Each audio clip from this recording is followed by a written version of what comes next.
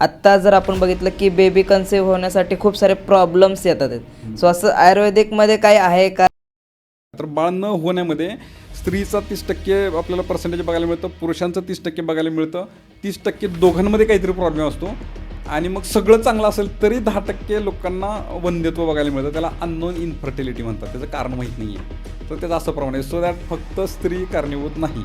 असं best month कुठला असतो किंवा बेस्ट 3-4 महिन्याचा फेज कुठला असतो ज्यामध्ये जर शारीरिक संबंध ठेवले तर चांगलं बेबी होऊ शकतं? साधारणतः जर शारीरिक संबंध ठेवले हे जास्त पोषक आहे असं आयुर्वेदशास्त्रामध्ये वर्णन आपल्याला बघायला मिळतं. खूप एक पूर्वतयारी आयुर्वेदशास्त्रात खूप छान पद्धतीने सांगितली आहे आणि मग याची तयारी करण्यासाठी कमीत कमी 3 महिन्याचा कालावधी सांगितला. इकडं आपल्याला बघायला मिळतं की ज्यांना बाळ राहत नाही, एक ट्रेंड बनला की बाळ राहत नाही प्रयत्न करून असं वाटलं, त्यांना कळालं की आता मला बाळ होत नाही आहे, इन्फर्टिलिटी आहे, तर लगेच त्यांचा अप्रोच काय होतो? टेस्ट बेबी वगैरे. Right, exactly. त्यामुळे ज्यांना बाळ राहत नाही त्यांनी डायरेक्ट IVF हा ऑप्शन त्यांच्यासाठी नाही. हा एक्स्ट्रीम लास्ट ऑप्शन आहे. तो एक स्पर्म क्वालिटी इम्प्रूव्ह करण्यासाठी काय सांगाल? ह्या गोष्टी खरंच शॉकिंग आहेत, आपल्यासाठी चांगल्या नाही आहेत. काय चांगले नाहीत तर सीडलेस पपई बघायला मिळते आपल्याला, सीडलेस खजूर बघायला मिळतात, सीडलेस सीताफळ पण बघायला मिळतं आणि आयुर्वेदशास्त्रात हे घातक म्हणून सांगितलं. दुसरा नियम, गर्भवती मातेने हे ताजं अन्न खाल्लं पाहिजे. आत्ता शिजवलं आणि खाल्ले, शिळं अन्न बिलकुल मान्य नाही. हा व्हिडिओ स्पॉन्सर केला आहे झिरो कॅप्सने.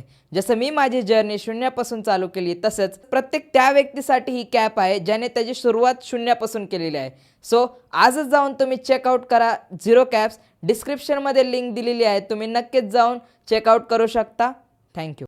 नमस्कार मित्रांनो, माझं नाव अभिषेक आणि तुम्ही पाहतात AB इंटरव्ह्यूज. तर मित्रांनो, आज आपल्यासोबत श्रीमंत सर आहेत. So first of all doctor श्रीमंत सर, तुमचं स्वागत आहे AB इंटरव्ह्यूज मराठीमध्ये. सो जसं की सर, आज आपण गर्भसंस्काराबद्दल बोलणार आहोत, PCOD बद्दल बोलणार आहोत. सो फर्स्ट ऑफ ऑल काय सांगाल?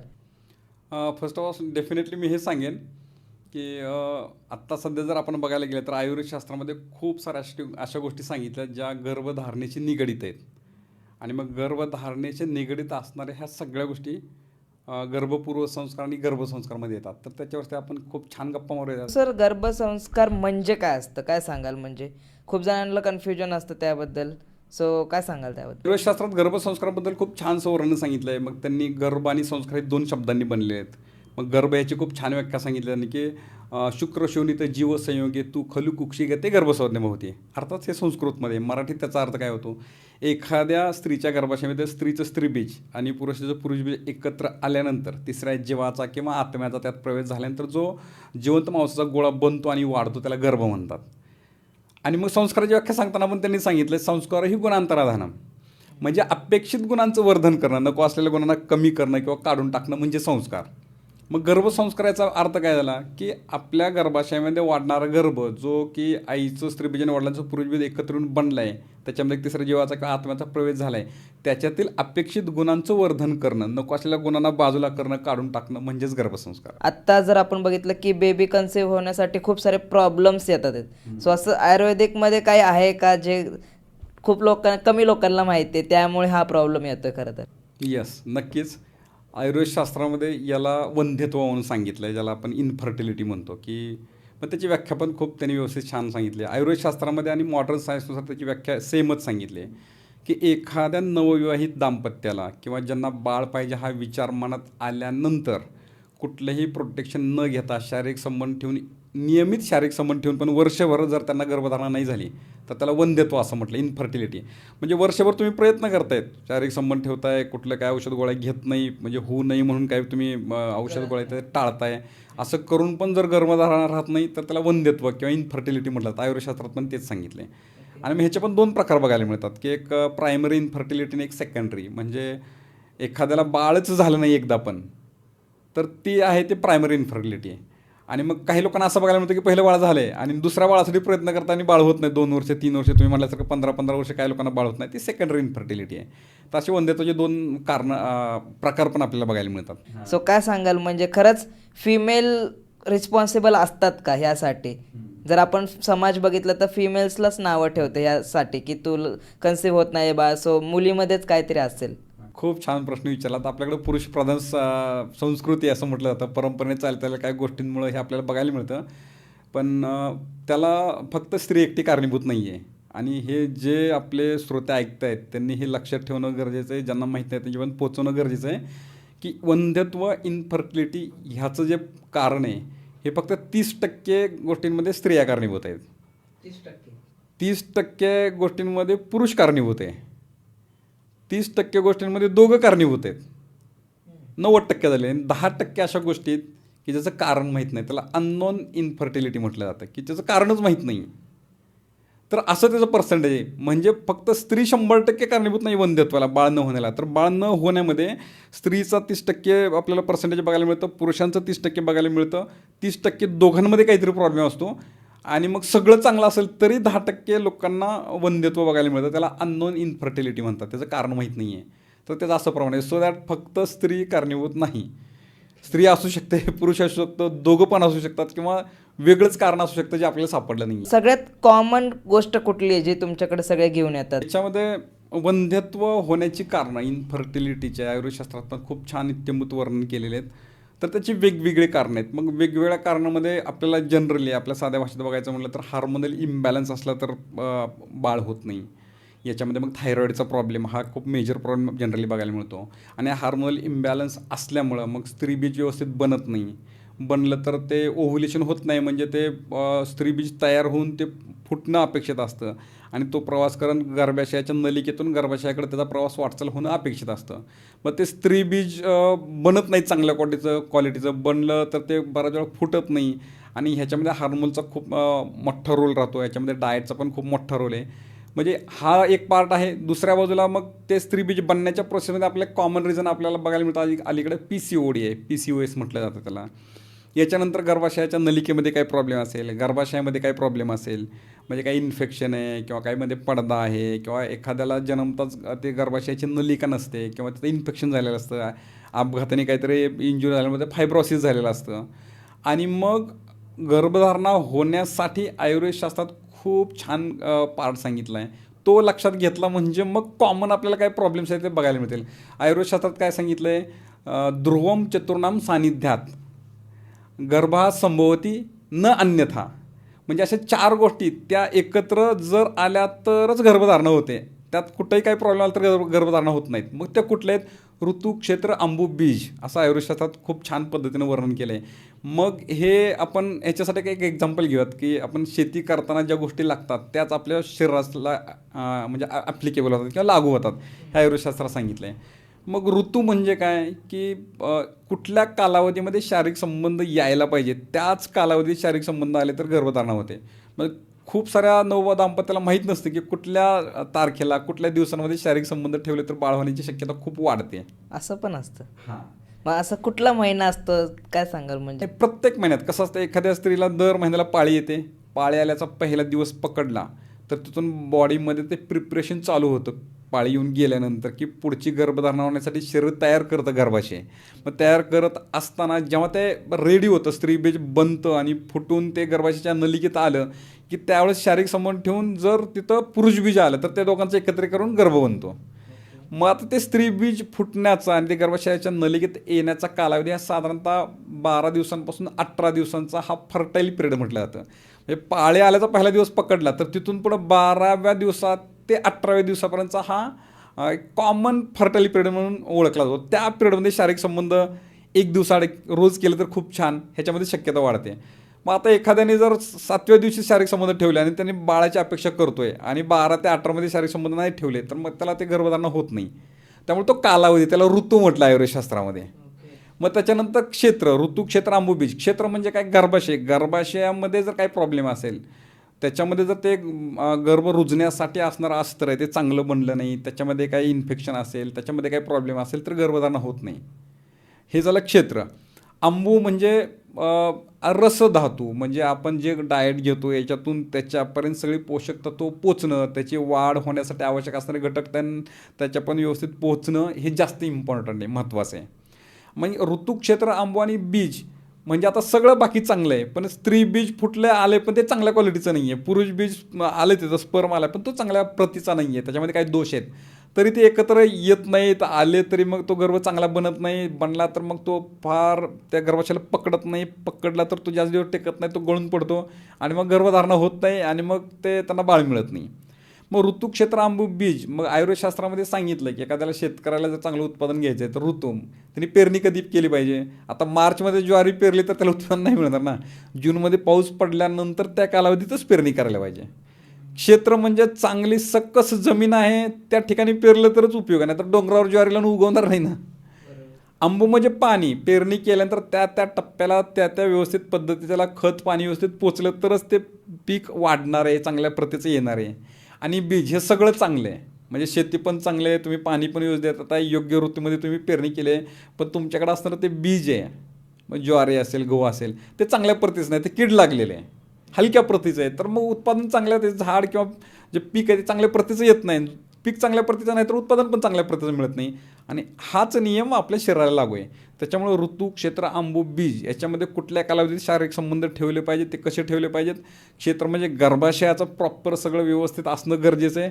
आंबू म्हणजे त्या गर्भाशय बनल्यानंतर रुजण्यासाठी, रुजल्यानंतर त्याचं पोषण होण्यासाठी सगळं पोषक तत्व, रस, रक्त, मांस, अस्थि, मज्जा, शुक्र असं आयुर्वेदशास्त्रामध्ये 7 धातू सांगितलेत. तर हे रस, रक्त त्याच्यापर्यंत सगळ्या गोष्टी घेऊन जाणार आहेत. ते प्रॉपर असेल तर त्याला खत पाणी व्यवस्थित मिळाल्यानंतर त्याची वाढ होईल. आणि बीज अल्टिमेट ह्या सगळ्या गोष्टींमध्ये स्त्री बीज आणि पुरुष बीज खूप चांगल्या प्रतीचं असायलाच पाहिजे. ते जेवढ्या चांगल्या प्रतीचं तेवढं सर्व गुणसंपन्न अष्टपैलू व्यक्तिमत्व असणारं आपल्याला बाळ मिळवायला खूप सोपं जातं. कारण चांगलं बीज आहे तरच बाळाची जडणघडण शारीरिक सगळ्या दृष्टिकोनातून चांगली होते आणि बाळामध्ये येणारे खूप सारे प्रॉब्लेम्स आपल्याला त्याच्यामुळे अवॉइड करता येतात. सर ह्याच्यामध्ये जसं तुम्ही सांगितलं की ऋतू पण खूप इम्पॉर्टंट आहे. सो आता आपल्या 12 महिने असतात आपल्याकडे. सो असे बेस्ट मंथ कुठला असतो किंवा बेस्ट 3-4 महिन्याचा फेज कुठला असतो ज्यामध्ये जर शारीरिक संबंध ठेवले तर चांगलं बेबी होऊ शकतं, आणि असे कुठले महिने जे अवॉइड केलं पाहिजे? येस, तसं तर स्त्रीला दर महिन्याला मासिक पाळीची सायकल चालू असते. त्या फर्टाईल पिरियडमध्ये कधीही त्यांनी शारीरिक संबंध ठेवलं तर बाळ त्यांना होऊ शकतं. तरी पण आयुर्वेदशास्त्रामध्ये खूप गोष्टींचं वर्णन खूप छान पद्धतीने केलं आहे की त्यांनी दिनचर्या सांगितले, ऋतुचर्या सांगितले की कधी कुठं कसं काय केलं पाहिजे. ह्याचं रिझन आहे आपल्या शरीरामध्ये 3 धातू आहे, दोष आहेत, वात, पित्त आणि कफ. ह्या 3 दोषांवर आपलं शरीर आणि सगळं निसर्ग पंचमहाभूतांनी गोष्टी बनलेल्या आहेत. हे 3 जे दोष आहेत ते योग्य अवस्थेत, सम अवस्थेत आहेत, म्हणजे ते कमी पण नाही आणि वाढलेले पण नाहीत. त्यावेळेस आपण हेल्दी असं म्हटलं जातं. ते कमी जास्त झालं की मग ते दोष आपल्यामध्ये आजार क्रिएट करतात. बरं, हे आजूबाजूच्या निसर्गानुसार त्याच्यामध्ये बदल घडतात. मग निसर्गाला अनुरूप आपण जर काही आचार विचार ठेवले तर ते आपण दोष समस्थितीत ठेवू शकतो. तर मग आपल्याला सगळ्या गोष्टी पुढं खूप चांगल्या पद्धतीने साध्य करता येतात. असं आयुर्वेद खूप छान त्याचं वर्णन सांगितलं आहे. मग ह्याच्यामध्ये त्यांनी काय सांगितलं आहे, साधारणतः हिवाळ्याच्या दिवसांमध्ये जर शारीरिक संबंध ठेवले तर हे जास्त पोषक आहे असं आयुर्वेदशास्त्रामध्ये वर्णन आपल्याला बघायला मिळतं. ऑक्टोबर, नोव्हेंबर, डिसेंबर, जानेवारी ह्या कालावधीमध्ये शारीरिक संबंध ठेवल्यानंतरची गर्भधारणा ही चांगली होते. आणि हेच अगेन्स्ट आपण उलटा जर विचार केला तर साधारणतः मार्च, एप्रिल, मे ह्या कालावधीमध्ये वातावरणात खूप वृक्षता असते आणि मग रक्तधातूमध्ये त्याचा क्षय होतो आणि ते गर्भधारणा होण्यासाठी गर्भाशयाचं जे ऋतुक्षेत्र आंबूबीज आहे हे व्यवस्थित मेंटेन करणं ह्याच्यामध्ये थोडंसं अडचणीचं ठरतं. आणि ह्याच्यामुळे आयुर्वेदशास्त्रामध्ये हिवाळ्याच्या दिवसांमध्ये शारीरिक संबंध ठेवलेले चांगले आणि त्याच्यातून गर्भधारणा होण्याचं प्रमाण पण खूप जास्त मिळतं असं सांगितलेलं आहे. असे काही कोणते टेस्ट आहेत का जे आपण करू शकतो आणि त्यानंतर आपल्याला म्हणजे आधीच समजेल की आपल्याला हे हे आहे, सो आपण ती गोष्टी खबरदारी घेऊन मग कन्सीव्ह करू शकतो बेबी? सो असे काही टेस्ट आहेत का आयुर्वेदिकमध्ये किंवा केलेच पाहिजे असे टेस्ट? हां, अशा खूप सारे टेस्ट आहेत की ज्याच्यातून आपल्याला हे त्याचं रूट कॉज म्हणजे मूळ सापडते की कशामुळं गर्भधारणा होत नाही. गर्भधारणा होण्यामध्ये आता जसं तुम्ही म्हटलात की PCOD आहे, थायरॉईड आहे, एन्ड्रोमेट्रियोसिस आहे आणि मग बाकीच्या खूप साऱ्या अडचणी आहेत मी मगाशी सांगितल्याप्रमाणे.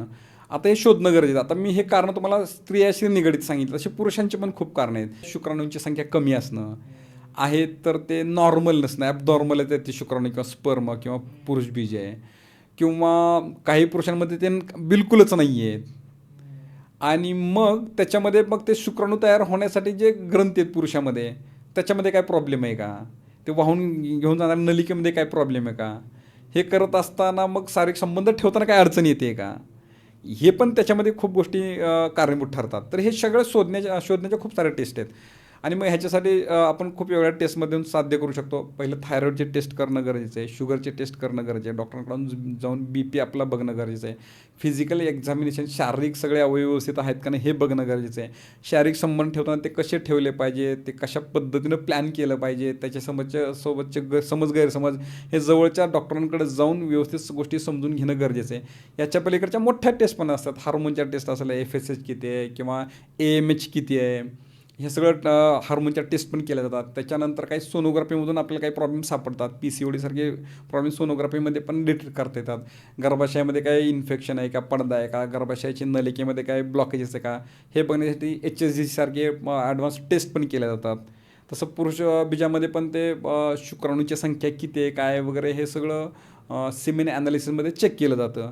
मग पुरुषांमध्ये पण कुठला आजार आहे का, मग TB आहे का, मग त्याच्या पण काय टेस्ट केल्या जातात. सेक्झुअली ट्रान्समिटेड काय आजार असतात हे सगळं चेक करून हे सगळं चांगलं असेल तरच आपण शारीरिक संबंध ठेवून बाळाचं प्लॅनिंग केलं पाहिजे. कारण गर्भधारणेची पूर्वतयारी खूप खूप खूप महत्त्वाची आहे. कारण पूर्वतयारी जर आपण नाही केली, घरात साधं फंक्शन आहे, घरात लग्न आहे, तर त्याची पूर्वतयारी 1 महिन्यापूर्वीपासून चालते ना. असं नाही होत 12 तारखेला लग्न आहे 11 तारखेला गेलो आपण आता लोकांना सांगायला, असं नाही होत. त्याचं 1 महिना 1.5 महिना प्रोसेस चालते. ती त्या इव्हेंटची पूर्वतयारी, इव्हेंट काय तो लग्नाचा 1 दिवसाचा आहे, मग पूर्वतयारी 1 महिन्यापूर्वीपासून आहे. तसं बाळ पाहिजे, बाळ मिळवण्याचा हा जो इव्हेंट आहे ना त्याची खूप एक पूर्वतयारी आयुर्वेदशास्त्रात खूप छान पद्धतीने सांगितली आहे. आणि मग याची तयारी करण्यासाठी कमीत कमी 3 महिन्याचा कालावधी सांगितला आहे. म्हणजे काय की मला बाळ पाहिजे हा विचार ज्या दाम्पत्याच्या मनामध्ये आला आहे त्यांनी तिथून पुढं 3 महिन्याच्या प्रोसेसमध्ये गर्भधारणेची पूर्वतयारी करूनच गर्भधारणासाठी शारीरिक संबंध ठेवून बाळ मिळवणं गरजेचं आहे. मग याच्यामध्ये काय सांगितलं जातं, जसं मी सांगितलं की ऋतुक्षेत्रांब बीज हे परफेक्ट बनवण्याचा हा प्रोग्राम आहे. मग हे वेगळ्या पद्धतीने साध्य केलं जातं. आयुर्वेदात खूप छान पद्धतीनं त्याचं वर्णन केलेलं आहे की त्याच्यामध्ये शरीर शुद्धी करण्यासाठी, बीज शुद्धी करण्यासाठी किंवा बीज संस्कार करण्यासाठी पंचकर्म सांगितलं आहे. सोबत खूप सारे अशी आयुर्वेदिक औषधं सांगितलेली की ज्याच्यातून आपण हे सगळे जे दोष आहेत ते योग्य अवस्थेत आणू शकतो. म्हणजे शरीरामध्ये वात, पित्त, कफ हे साम्य अवस्थेत आणण्यासाठी, योग्य प्रमाणात आणण्यासाठी आयुर्वेदात खूप चांगले हर्बल मेडिसिन खूप फॅन्टॅस्टिक सांगितले, ज्याच्यामुळे खूप चांगले आपल्याला रिझल्ट बघायला मिळतात. इव्हन दो आम्ही खूप वेळा असं सांगतो की अलीकडं आपल्याला बघायला मिळतं की ज्यांना बाळ राहत नाही, एक ट्रेंड बनला की बाळ राहत नाही, प्रयत्न करून असं वाटलं, त्यांना कळालं की आता मला बाळ होत नाही आहे, इन्फर्टिलिटी आहे, तर लगेच त्यांचा अप्रोच काय होतो, टेस्ट बेबी होते. Right, exactly. म्हणजे तुमच्यापर्यंत पण सहज पोचलं आहे आज. लगेच टेस्ट बेबी IVFकडे जातात. IVF ही टेक्नॉलॉजी, हे तंत्रज्ञान विकसित का झाल्याचं रिझन आहे, हे विकसितच मुळात याच्यासाठी झालं आहे की ज्या स्त्रियांना गर्भाशयाची नलिकाच नाही आहे किंवा काही कारणानं नलिका कट झाली आहे, ट्रॉमा आहे, डॅमेज आहे, त्या केसमध्ये स्त्री बीज म्हणजे ते त्या नलिकेतून गर्भाशयात येऊच शकत नाही, हा पातच नष्ट झाला, तो रस्ताच नाही आहे. त्या केसमध्ये ते स्त्रीबीज बाजूला काढणं, पुरुषबीज बाजूला काढणं, टेस्ट ट्यूबमध्ये ते एकत्र करून परत गर्भाशयात सोडणं, कारण ते असं नैसर्गिक पद्धतीने करू शकत नाही. याच्यासाठी त्याचं संशोधन झालं आहे. पण आता एवढा कॉमन ट्रेंड झाला आहे की म्हणजे डॉक्टर तर IVF त्याचं फर्स्ट लाईन ट्रीटमेंट म्हणून सांगतात, उलट पेशंट पण म्हणतात की डॉक्टर जाऊ दे IVF करा. IVF हा एक्स्ट्रीम लास्ट ऑप्शन असू शकतो, कारण IVFमध्ये फक्त स्त्रीबीज आणि पुरुषबीज एकत्र आणणं एवढं एकच काम केलं जातं. पण गर्भधारणा होण्यामध्ये महत्त्वाचे ॲस्पेक्ट काय आहे, स्त्रीबीज चांगल्या प्रतीचं पाहिजे, पुरुषबीज चांगल्या प्रतीचं पाहिजे. ते चांगल्या प्रतीचं नाही, IVF करायला गेलं आणि ते एकत्र केलं तर तसंही ते गर्भधारणा होणार नाही, कारण ते चांगल्या प्रतीचं नाही आहे, किंवा झालंच तर ते गर्भ चांगला बनणार नाही, खूप दिवस टिकणारा नाही आहे. बरं, हे सगळं करून एकत्र करून गर्भाशय जरी सोडलं तर गर्भाशयाचं अस्तर चांगलं नाही बनलेलं तर ते गर्भ पकडणार नाही ना, कारण गर्भाशयाला पकडणं खूप गरजेचं आहे. आणि गर्भाशयाला का पकडत नाही ह्याचं आणखीन तर संशोधन झालं नाही, याचं उत्तरच माहीत नाही कोणालाच. आणि मग आयुर्वेदशास्त्रामध्ये सांगितलेलं खूप गोष्टी महत्त्वाच्या आहेत. मी आता जे ऋतुक्षेत्रामध्ये सांगितलं हे त्यासाठी इथं परफेक्ट काम करतं. त्यामुळं हार्मोनल इम्बॅलन्स असेल, गर्भाशयाचं अस्तर खूप चांगलं सोनोग्राफीत दिसतंय, पण गर्भ पकडलेलं का नाही पकडलं ह्याची गॅरंटी कोणच नाही देऊ शकत. आणि मग त्याच्यासाठी फक्त स्त्रीबीज पुरुषबीज एकत्र आणणं, एका इव्हेंटसाठी बाळ मिळवण्यासाठी प्रयत्न करण्यासाठी एवढं लाखो रुपये खर्च करणं, एवढे इंजेक्शन औषध घेऊन बॉडीमध्ये खूप सारे बदल करून त्रास सहन करून घेण्यात काही पॉईंट नाही. तो लास्ट पॉईंट नक्की असू शकतो. पण त्याच्या अगोदर स्त्रीबीज पुरुषबीज चांगल्या प्रतीचं बनणं, मग ते गर्भाशयामध्ये शरीरशुद्धी करून सगळ्या गोष्टी प्रॉपर आणणं, हार्मोनल बॅलन्स करणं, आणि मग गर्भाशय ते गर्भाशयाला पकडण्याची शक्यता वाढवणं, रक्त धातू किंवा पोषक तत्व त्यांच्यापर्यंत पोचवण्याची एक सिस्टम प्रॉपर बनवणं, याच्यासाठीच आयुर्वेदशास्त्रामध्ये गर्भधारणेपूर्वीचे खूप जबरदस्त प्रोग्राम सांगितला आहे आणि म्हणूनच तो 3 महिन्याचा कालावधी त्याच्यामध्ये सांगितलेला आहे. त्यामुळे ज्यांना बाळ राहत नाही त्यांनी डायरेक्ट IVF हा ऑप्शन त्यांच्यासाठी नाही, हा एक्स्ट्रीम लास्ट ऑप्शन आहे. त्याच्या अगोदर खूप असे ऑप्शन्स आयुर्वेदशास्त्रामध्ये सांगितले आहेत की मी 100% आपण त्याच्यावर वंध्यत्वावरती मात करू शकतो. आणि हल्ली हे पण बघायला मिळतं की जसं तुम्ही मगाशी म्हटलात की एन्ड्रोमेट्रोसिस आहे किंवा थायरॉईड आहे किंवा PCOD आहेत, हे काय म्हणत हे आजार नाही आहेत, हे डिसीज नाही आहेत, ते डिसऑर्डर आहेत. म्हणजे बदलत्या लाईफस्टाईलमुळं, ते जीवनशैलीमुळं तयार झालेल्या डिसऑर्डर्स आहेत. म्हणजे जे ऑर्डरमध्ये व्हायला पाहिजे ते होत नाही, त्याला आपण डिसऑर्डर म्हणतो.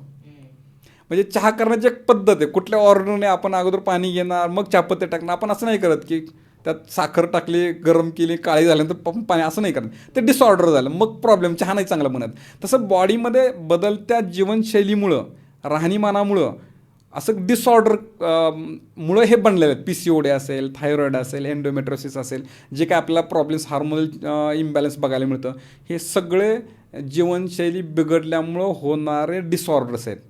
आणि आयुर्वेद याला 100% सोल्युशन सांगतं आणि याला बाकी कुठंही त्याचं परफेक्ट औषधातून सोल्युशन नाही.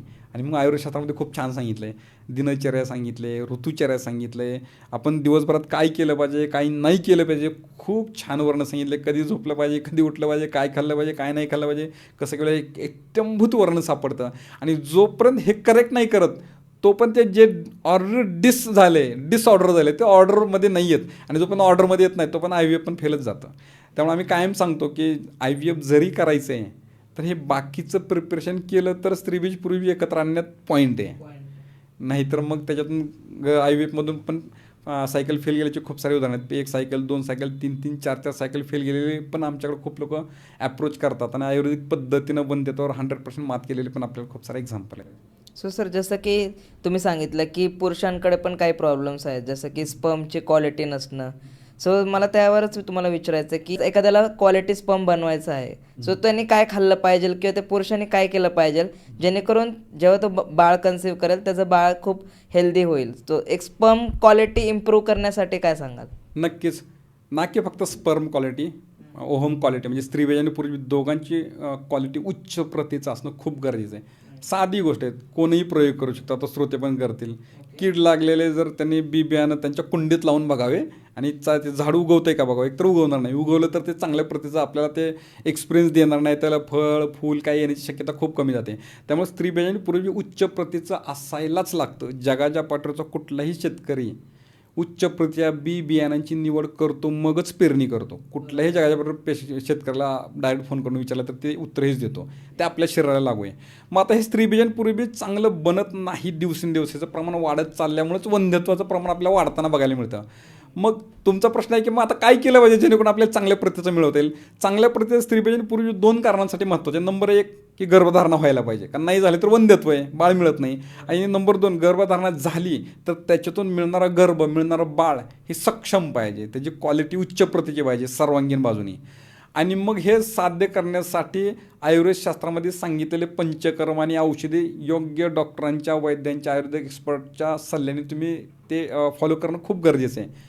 तरी पण मी तुम्हाला सांगतो की काय काय करता येऊ शकतं, काय काय केलं पाहिजे. ह्याचं वाढण्याचं प्रमाण, एकतर जीवनशैली बदलली, आता इंटरनेट, मोबाईल आणि म्हणजे ह्या सगळ्या रीलच्या दुनियेमध्ये लोक जनरली 11च्या कोण झोपताना आपल्याला बघायला मिळत नाही. म्हणजे 12, 1, 2 हे कॉमन पॅटर्न मेट्रो सिटीमध्ये, तर तो काय विषयच वेगळा आहे.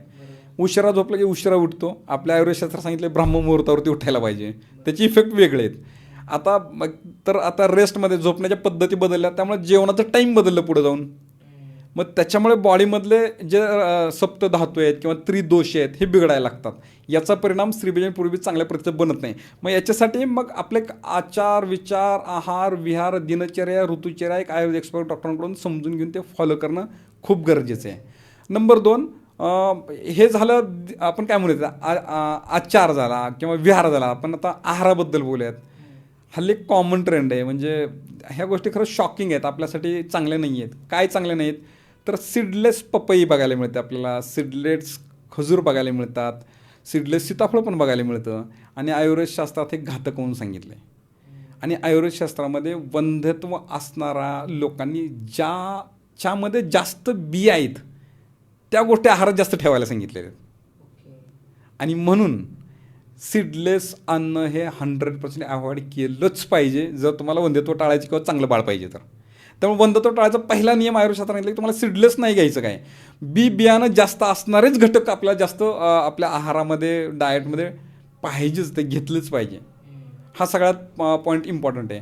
सो दॅट आपला हा जो ट्रेंड बघायला मिळतो तो अवॉइड करून डाएटमध्ये हा एक महत्त्वाचा खूप छान बदल करायला पाहिजे. दुसरं गोष्ट काय आहे की तुम्हाला जर सकाळी उठल्यानंतर 1 कप कोमट दुधामधून 1 चमचा फलघृत घ्या, रोज घ्या. फलघृत स्त्रियांनी घेतलं पाहिजे, त्याच्यामुळे ओव्ह्युलेशन चांगलं होतं. कारण स्त्रीबीज बनतं आहे पण ते बनलेलं फुटत नाही आणि मग ते गर्भाशयात पोचत नाही, हे याला ओव्ह्युलेशन म्हणतात. तर ते ओव्ह्युलेशनसाठी खूप छान रोल पार पाडतं. फलघृतासोबत मला हे पण सांगता येईल की च्यवनप्राश पण घेऊ शकता, काय अडचण नाही. शतावरी कल्प हे पण डाएटमध्ये ठेवू शकतात, ते स्त्री आणि पुरुष दोघं पण घेऊ शकतात.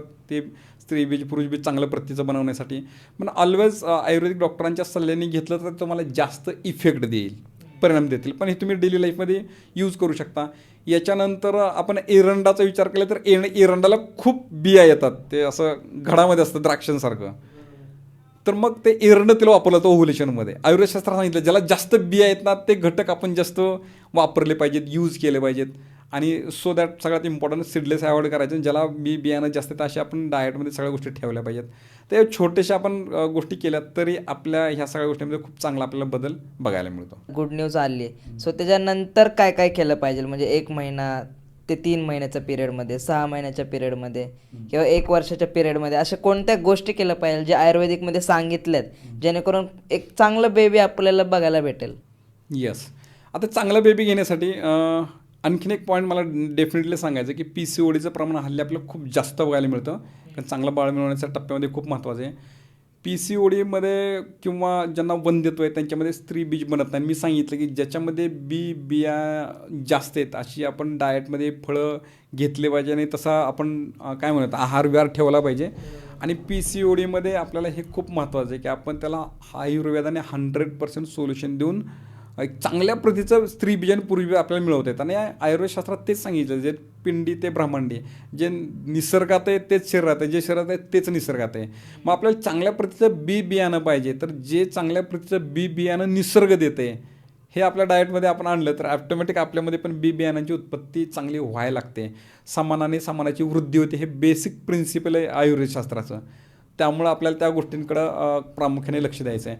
आणि मग चांगला गर्भ बनवण्यासाठी, कारण खूप लोक आम्हाला गर्भसंस्काराबद्दल विचारतात, आमच्याकडे गर्भसंस्कार करून घेतात. पण जनरली हा ट्रेंड बघायला मिळतो की आता गर्भधारणा राहिली, आता प्रेग्नन्सी राहिली, 1-2 महिने झाले 3, मग आमच्याकडे अप्रोच करतात. चांगली गोष्ट ती केलंच पाहिजे.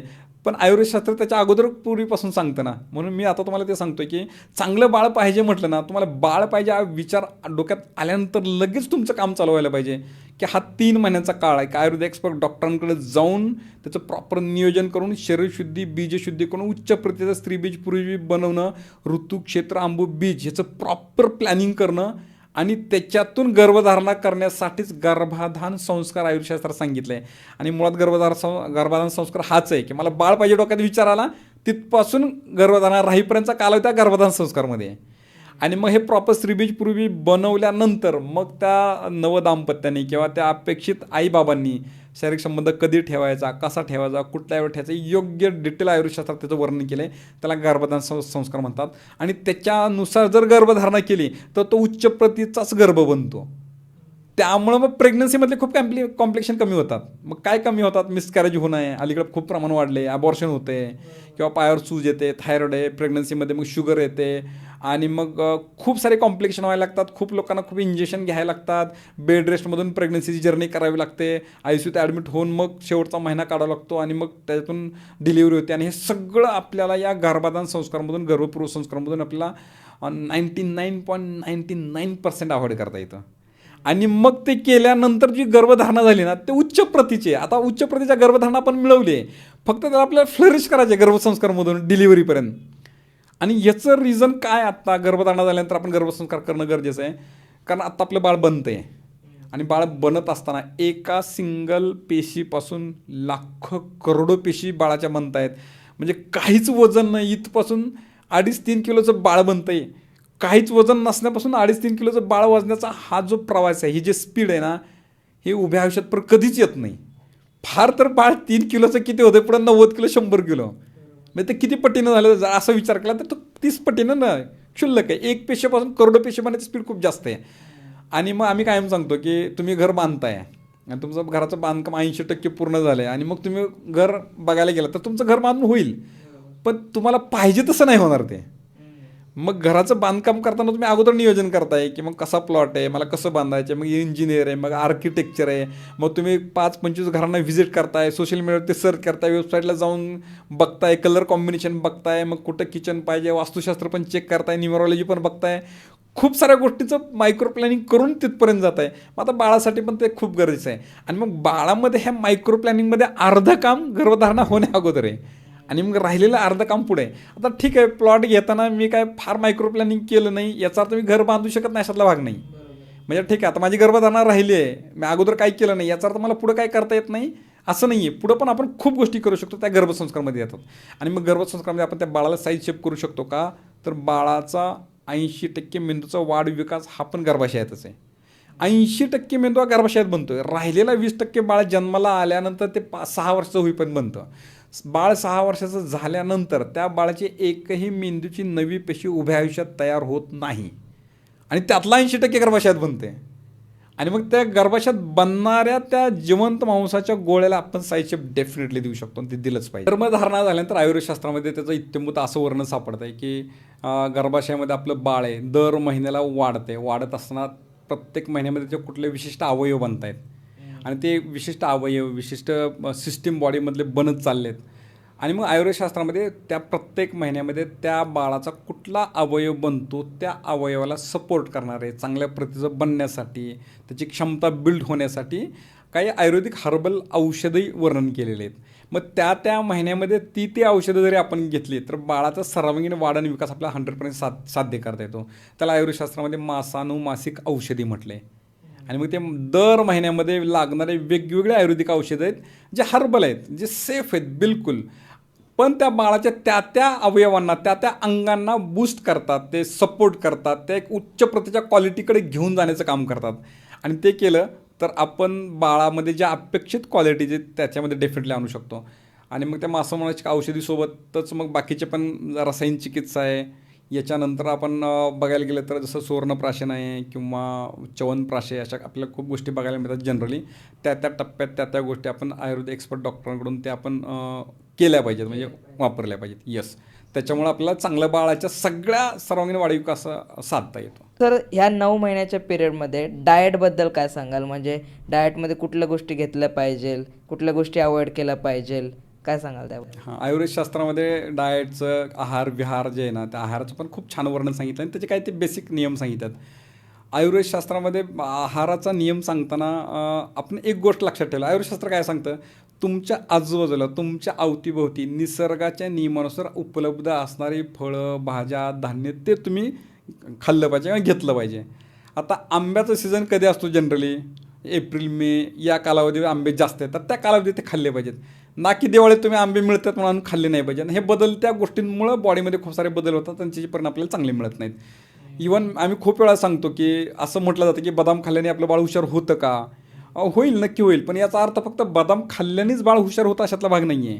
कारण त्याच्या सोबत खूप सारे बाकीचे आस्पेक्ट आहेत. आम्ही कायम सांगतो की तुमच्या घरामध्ये खूप स्ट्रेस आहे, ताणतणाव आहे आणि तुम्ही हॅप्पी नाही आहेत किंवा तुमचं प्रेग्नन्सी जर्नी एक उत्साही नाही आहे, अशा सिच्युएशनमध्ये तुम्ही कितीही बदाम खाल्ले तर ते बदाम त्या शरीरावरती काम करत नाही. मग ते बाळामध्ये त्या कुठला इफेक्ट त्या बदामावर फारसा आपल्याला बघायला मिळत नाही.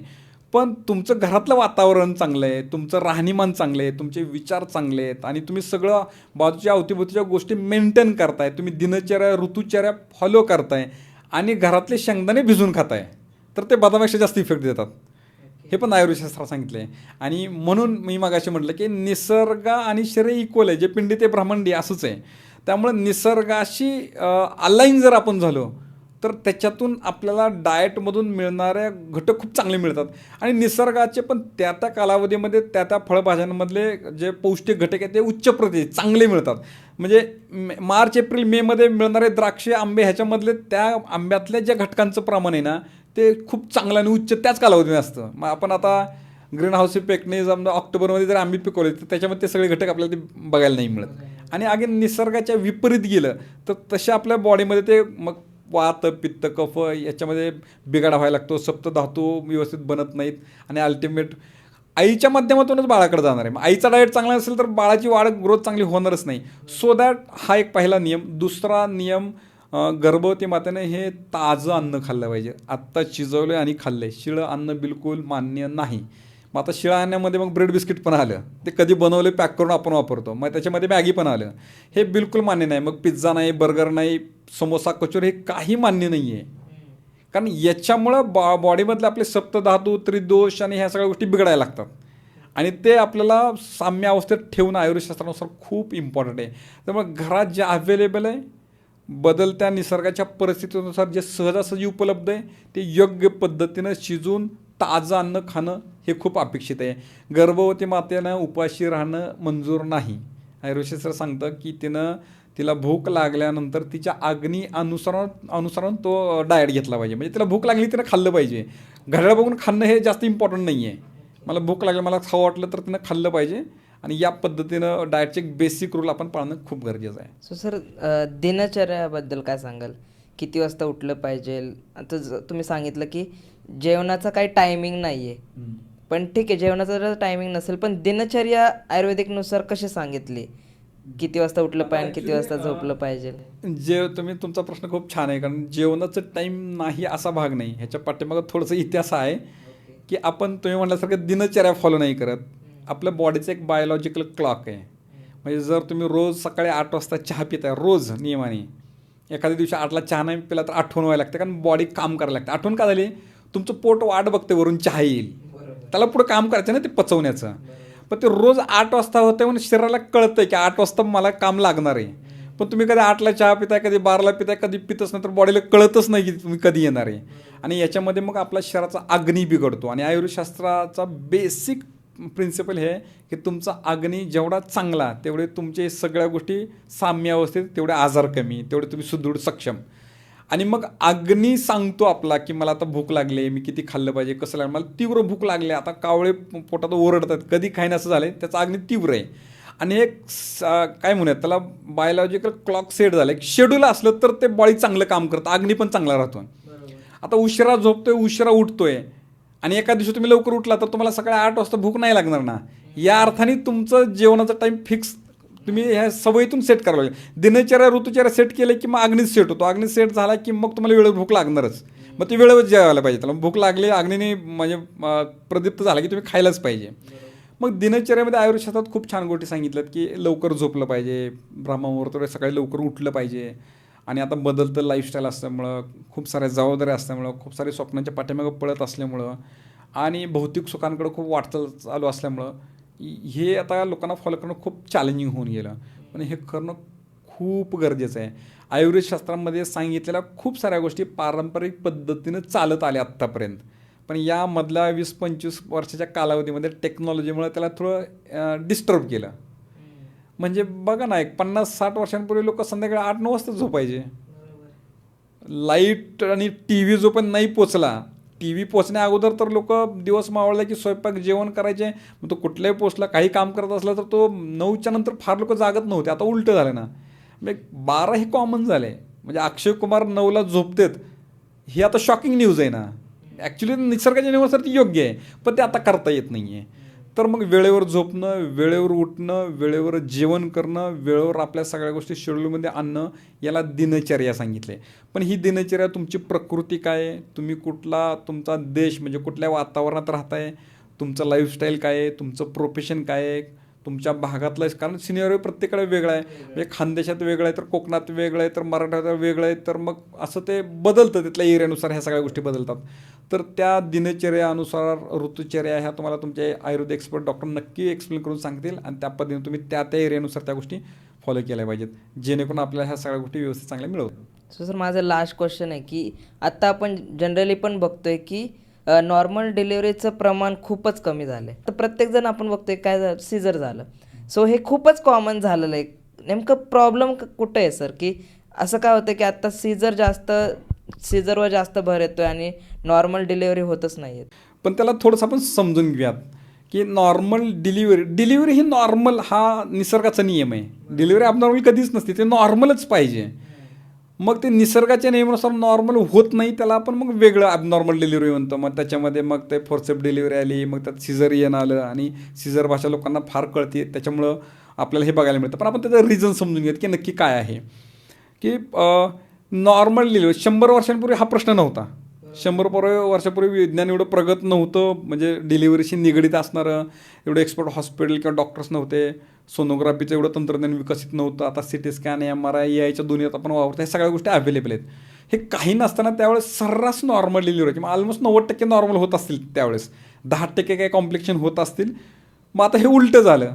तुम्ही म्हणता हल्ली गेलं की डॉक्टर पण सिझर सांगतात आणि मग लोक पण सिझर करून घेतात. ह्याच्या पाठीमागे डॉक्टर सिझरच करून घेतात असं बिलकुल नाही आहे. प्रत्येक क्षेत्रामध्ये 4-5% लोक असली इथं, पण डेफिनेटली असतील नाही अशातला भाग नाही आहे. पण आपण गोष्ट समजून घ्या. मी तुम्हाला एक एक्झाम्पल सांगतो. मी कायम लोकांना विचारतो की तुम्ही 12वीची परीक्षा दिली, पेपर देऊन बाहेर आलात आणि तुम्हाला विचारलं की पेपर कसा होता, तुम्ही मला खूप अवघड होता. माझा दुसरा प्रश्न असतो पुढे लगेच. मी विचारतो मग 12 महिने किती अभ्यास केला, एकदा पण पुस्तक नाही उघडलं. मग तुम्ही पेपर सोपा जावं या अपेक्षा का ठेवताय? वर्षभर तुम्ही काहीच केलं नाही तर पेपर सोपा नाही जाणार. ज्या मुलांनी वर्षभर डेली थोडंच ना 4 तास अभ्यास केला आहे तर तो म्हणतो खूप छान गेला, मी चांगला इझी होता, मार्क मिळवेल. आता डिलिव्हरीच्या बाबतीत असे आम्ही खूप साऱ्या वर्कशॉपमध्ये, कार्यशाळेमध्ये किंवा इव्हेंटमध्ये विचारतो की किती होणार आहे नॉर्मल डिलिव्हरी पाहिजे. आणि शॉकिंग न्यूज आहे, सिन्स लास्ट 13 इयर्स 13 वर्षामध्ये आम्हाला असे एकही माता नाही म्हणली की डॉक्टर साहेब तुमचं काही पण असू दे मला सिझर करायचं, असं कोणच नाही म्हटलं. उलट असं विचारतात माझे ट्विन्स प्रेग्नन्सी नॉर्मल होईल का, अगोदर सिझर झाले मला तर नॉर्मलच पाहिजे, मग माझं असं आहे मग कसं करावं लागेल. मग पाहिजे नॉर्मल, पण नॉर्मल का होत नाही याचे काही मेडिकल कंडिशन आहेत. एक 4-5 कंडिशन आहेत ज्याच्यामध्ये आपण नॉर्मल नाही करू शकत. जे नाही करू शकत ते नाहीच करू शकत. मग त्या कुठल्या जनरली कंडिशन आपल्याला बघायला मिळतात. तर नंबर 1 कंडिशन अशी आहे की गर्भाशयामध्ये बाळाच्या गळ्याभोवती बाळाची नाळ गुंडाळली गेली आहे आणि तुम्हाला कळा यायचा पिरियड आहे आता किंवा तुम्हाला डेट दिली आहे. तर मग ते डिलिव्हरी होताना बाळाला थोडं गळफास लागल्यासारखं होऊ शकतं किंवा त्या नाळेसोबत ते वरती प्लासेंटा जोडलेला तो डिटॅच झाल्यामुळं मग ते धोका उत्पन्न होऊ शकतो. मग ते रिस्क घेतले जातात. त्या केसमध्ये सिझर करायलाच पाहिजे, काही प्रॉब्लेम नाही. पण कधी, आता डिलिव्हरीची तारीख जवळ आली आणि नाळ गळ्याभोवती गुंडाळली, आता 8व्या महिन्यातच नाळ गळ्याभोवती गुंडाळली गेली असेल तर त्यात काय टेन्शन घ्यायचं काही कारण नाही आहे. नंबर 2, अंगावरून पाणी जाते. आता अंगावरून कधी पाणी जातं हे पण महत्त्वाचं आहे. आता अंगावरून पाणी जाते आणि मला कळा येत आहेत, गर्भाशयाचं तोंड उघडते, तर सिझर करण्याची काही गरज नाही, ते नॉर्मल होऊ शकतं. पण अंगावरून पाणी चाललं आहे, मला कळा येत नाही आहेत, गर्भाशयाचं तोंड पण उघडत नाही आहे, आता डॉक्टरने इंजेक्शन पण देऊन प्रयत्न केला आहे आणि मग आता कळाच येत नाहीत, गर्भाशयाचं तोंडच उघडत नाही, बाळ बाहेर कसं येणार?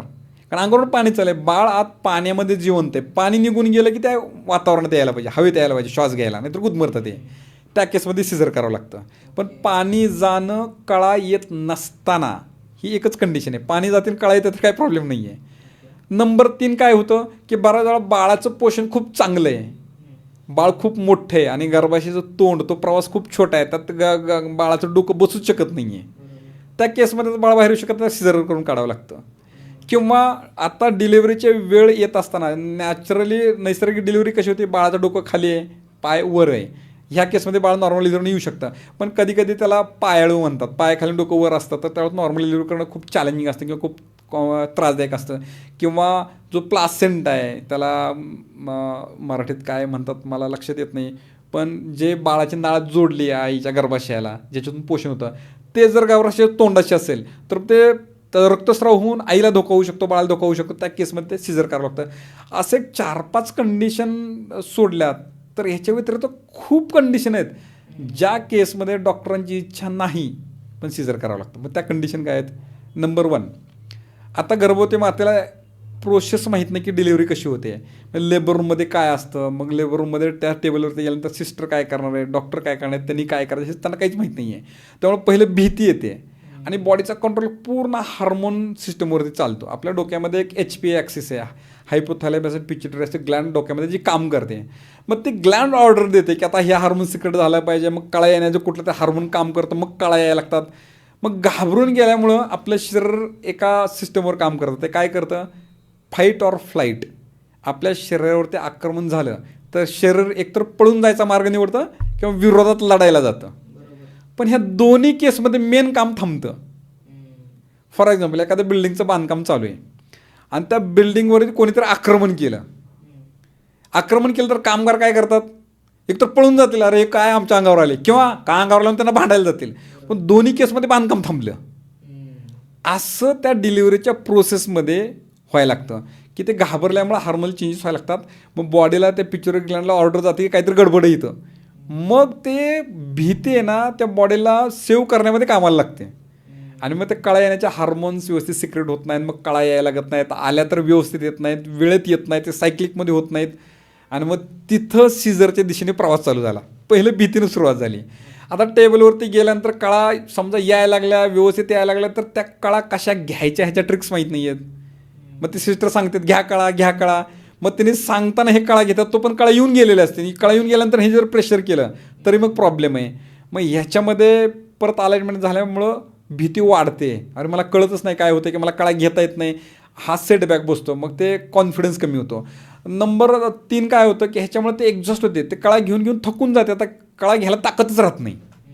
मग आता कळाच घेता येत नाही, मग डॉक्टर म्हणतात करा सीझर. आता कळा घ्यायला ताकद शिल्लक नाही राहिल्यानंतर पर्टिक्युलर स्टेजनंतर तिला भोळ यायला लागते, हायपोग्लायसिया म्हणतात, ती बेशुद्ध व्हायला लागते, शुद्ध हरपायला लागते. आता होणारे आईच शुद्धीवर नाही, बाहेर कसं ढकलणार कोण, बाहेरून आपण ढकलू नाही शकत. मग त्या केसमध्ये सीझर करावं लागतं. आणि या केसमध्ये बऱ्याच वेळा असं असतं की मग त्यातला आतला आरडाओरडा जनरली जर नातेवाईकांच्या कानावरती आला तर नातेवाईक बाहेरून लगेच सांगतात ते बाळाला पण त्रास नको होणार, आईला पण त्रास, पटकन सीझर करून टाका. किंवा हे सगळं चांगलं आहे, ह्यातला कुठला प्रॉब्लेम नाही आला, पण गर्भवती मातेच्या कमरेच्या स्नायूमध्ये तेवढी क्षमता नाही, ताकद नाही की ते बाळाला पुश करू शकेल. तर त्या केसमध्ये पण सीझर करावं लागतं.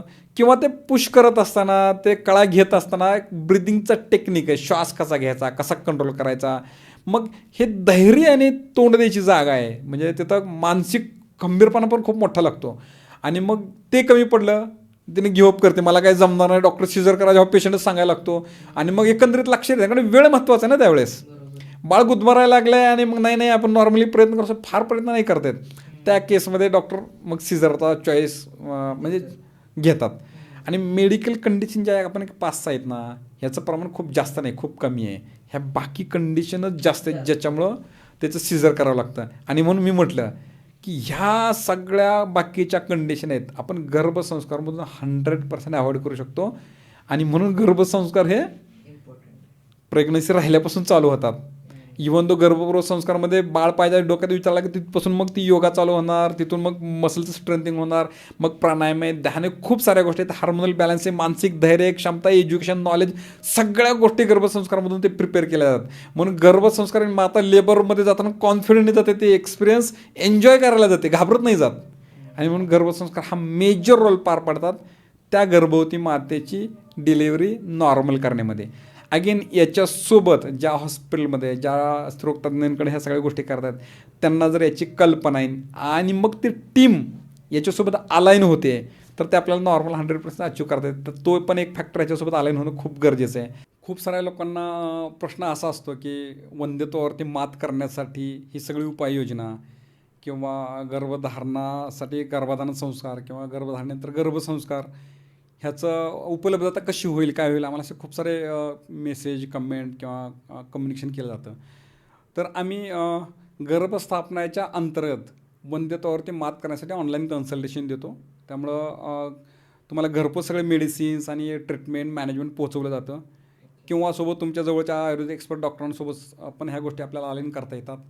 आणि गर्भसंस्कार हे पण आपण ऑनलाईन प्लॅटफॉर्मवरती सगळ्या गोष्टी अवेलेबल आहेत. त्यामुळं डिस्टंट प्लेसपासून पण आपण या सगळ्या गोष्टी 5000 वर्षांपूर्वी आयुर्वेदशास्त्रात सांगितल्या ज्या गोष्टी ज्याच्यातून आपला 100% गर्भधारणा साध्य करता येते, ह्या सगळ्या गोष्टी आपण ऑनलाईन पद्धतीने ऑनलाईन कन्सल्टेशन करून ऑनलाईन सिस्टम आपल्याकडे आहे त्याच्यातून प्रोव्हाइड करतो.